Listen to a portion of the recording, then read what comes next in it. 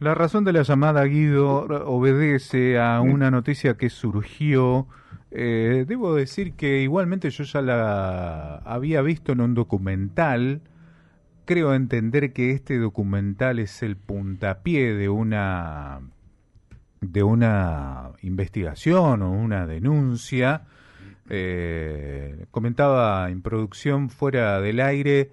Recuerdo, no sé si eran cuarentenas, tiempos de cuarentenas de este documental. Estoy hablando de Safari Sarajevo, en el que ni más ni menos multimillonarios italianos, estadounidenses y algunos empresarios rusos los largaban en medio del conflicto de los Balcanes, este que estuvo en vilo a lo que era la ex Yugoslavia. Los largaban con armas de grueso calibre, se ponían en las puntas de edificios y de pronto se ponían a cazar gente. Era eso. Multimillonarios adeptos a la extrema derecha cazando gente, saliendo a disparar. Y de pronto ahora nos enteramos de que es judicializable. Ma lo que tengo que decir es que yo prácticamente sí, también conozco el documental, pero lo que hizo, digamos así, explotar el asunto ha sido un escritor, Ezio Gavazzeni, que está escribiendo un libro sobre de esto y bueno, se encontró con un ex agente de los servicios de inteligencia bosníacos que prácticamente le confirmó algo que estaba bastante documentado, vuelvo a repetirlo, también por el la película que hiciste, y donde pero la cosa extraña es que todo este asunto horroroso se desarrolló entre 93 y 94, cuando fue sitiada la ciudad de Sarajevo por la tropa de Milosevic, el general serbo, y que estos tipos que en Italia fueron 10, pero entre Rusia, Estados Unidos y también otros países fueron mucho más, salían de la ciudad de Trieste. Primero tenían que haber pagado una suma impresionante para esta forma de, llamámoslo así, turismo, y aterrizaba en la ciudad de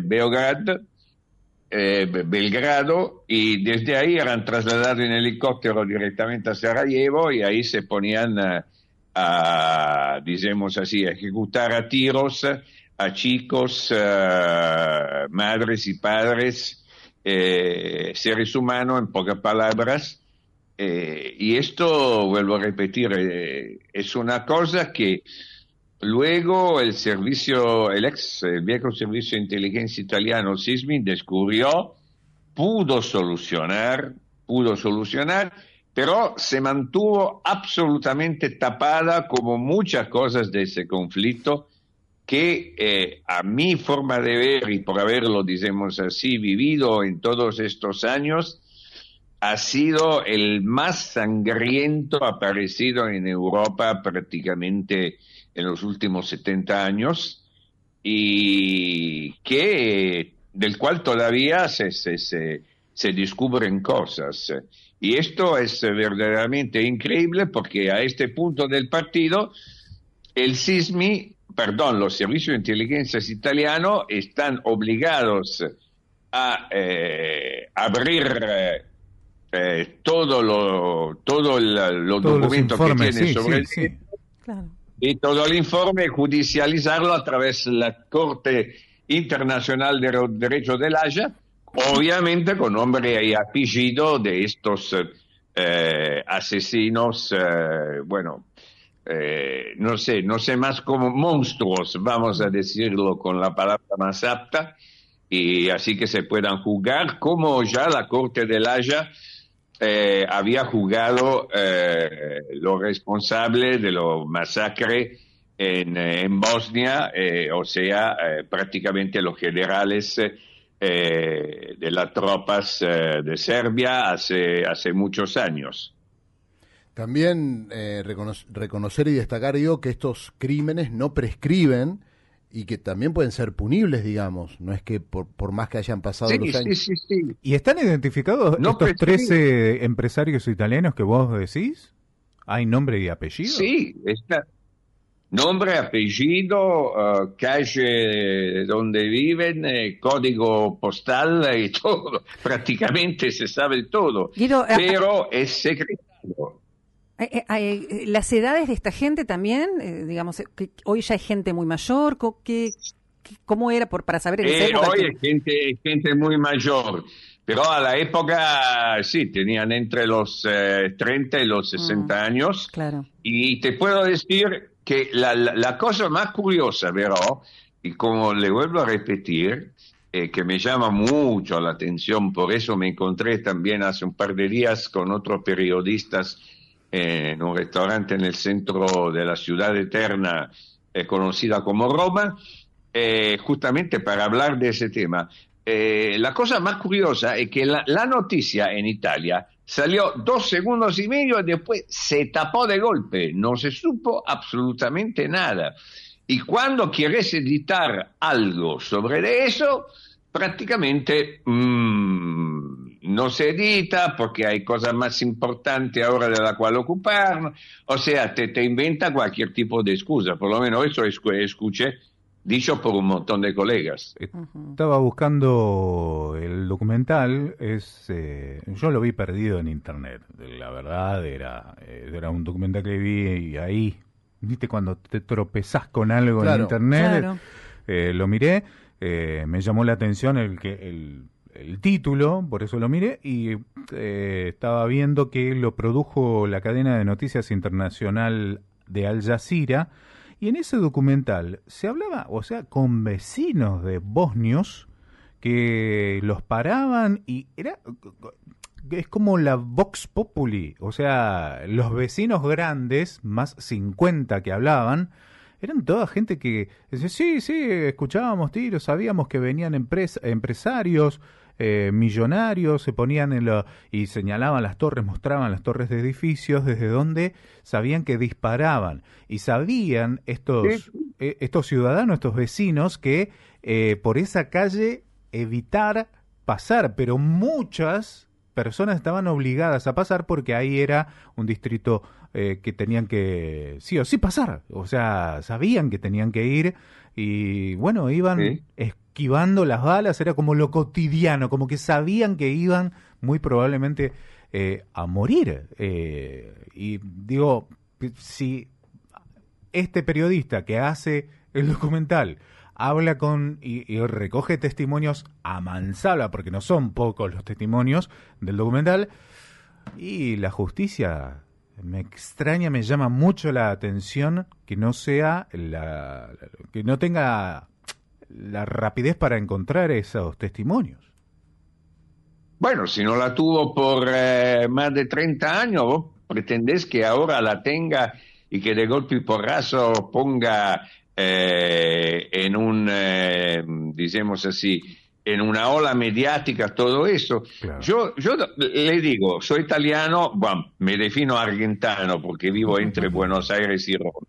Y sí, ahora me voy a trasladar definitivamente a la Argentina porque la situación en Italia es terrorífica.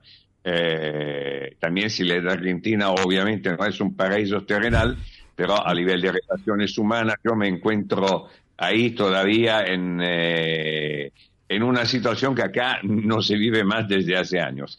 Y el asunto básico es que todo esto, al ser italiano, tendría que ser acostumbrado a eso. Imagínense todos los delitos de mafia y los delitos políticos que han sido, digamos así, subterrados totalmente. Por ejemplo, ahora, hace una semana que se empezó a excavar en un terreno en Roma, cerca de las muras, del antiguo muro romanos, donde está un jazz club que fue hecho en una mansión que era de propiedad de la mafia romana a la época. y así que prácticamente se le sacó del manejo de esta banda criminal, la banda de la Mañana, que ya no existe más. Y bueno, y se hizo un jazz club. Bueno, están excavando porque ahí posiblemente se va a encontrar tanto el cuerpo de un juez que resulta desaparecido desde por lo menos 40 años, y tanto se presume el cuerpo de la chica Emanuela Orlandi, que desapareció en un asunto en la cual el Vaticano está también implicado, ¿viste?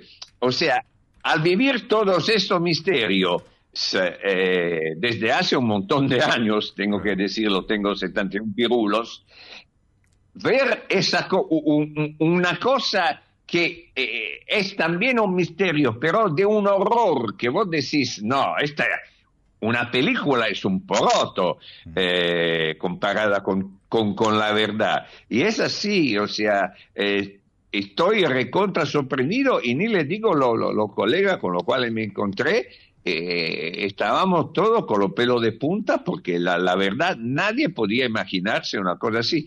Ahora vamos a decir que el percurso, para mí, en mi juicio, ojo, está bastante obligado, porque ahora el tiro apareció en el aire. Hay que ver cómo hacen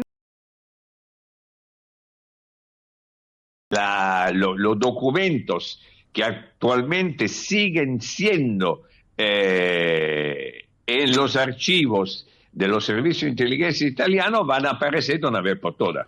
No, sumar, Guido, que si este avión de safaris salía desde la frontera entre Italia y Eslovenia, y más allá de dónde salía el avión, digo, pensar de que esto es muy difícil que se pueda lograr sin un encubrimiento militar, sin una connivencia militar, digamos, por más empresarios que sean o por más poder que tengan esos empresarios, salir un avión para cazar gente con escopetas de un edificio, no se puede organizar eso de una forma privada, insisto, sin la colaboración y sin el encubrimiento militar. Exactamente, pero ahí yo creo, y te vuelvo a repetir, lo que pienso es una teoría que además es compartida, que este asunto podría ser, y vuelvo a repetir, podría ser, no digo un granito de arena, porque no es un granito de arena, de algo que si se levanta prácticamente la tapa de esta olla, la punta del ovillo, dice usted. La punta del ovillo. Exactamente. Exacto. La punta del ovillo. ¿Por qué? Porque le vuelvo a repetir, ese conflicto que a la misma época en la cual estaba en curso no era tan publicizado, parecía una guerra que estaba a 40.000 kilómetros en otro planeta, mientras los Thanos lo teníamos prácticamente pasando los límites de Italia y la ex Yugoslavia, y ya a la época no se hablaba, y después se descubrió lo sangriento que era. Pensábamos todo, bueno, ahora se ha tapado con la sentencia de la Corte Internacional de La Haya, y en vez descubrimos cosas, y esto, vuelvo a repetirlo, es la punta del iceberg que podría hacer descubrir cosas, no digo más horrorosas, porque qué más horroroso hay de una noticia así, pero cosas del mismo tamaño. Guido, te agradecemos mucho la posibilidad de conversar con vos, siempre es un placer. Muchísimas gracias. Bueno, muchísimas gracias a ustedes y un gran arrivederci desde la bella Roma, y pasen la bomba.